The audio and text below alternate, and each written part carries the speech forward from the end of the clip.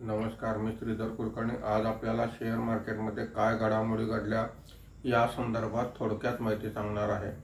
आज सकाळी मार्केट सुरू झालं तेव्हा तेजी होती आणि दिवसभर तेजी ही वाढतच होती। आज मार्केट संपताना सेन्सेक्स हा 692 पॉईंटने वाढून 75,074 वर बंद झालेला आहे।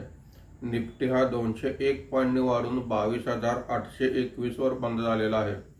लोकसभा निवडणुकीनंतर एनडीएचे सरकार केंद्रामध्ये येत आहे याची खात्री पटल्यामुळे आज बाजारात तेजी झालेली आहे।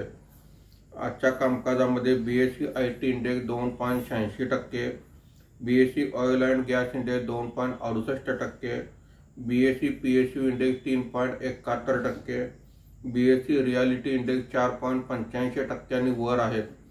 आज मिड कॅप इंडेक्स 2.28% वर आहे। स्मॉल कॅप इंडेक्स 3.06% वर आहे।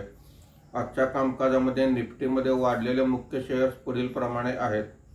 HCL technology 4%, Tech Mahindra 3.99%, SBI life insurance 3.79%, Shriram finance 3.66% अशी वाढ आहे।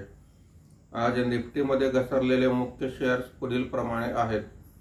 Hindalco 2.55%, Hero MotoCorp 2.20%, Hindustan Unilever 2.04%, Asian paint 1.92% अशी घसरण आहे। आज एफआयआयने 6,868 कोटी रुपयांची विक्री केलेली आहे। देशीय वित्तीय संस्थांनी 3,718 कोटी रुपयांची खरेदी केलेली आहे। धन्यवाद।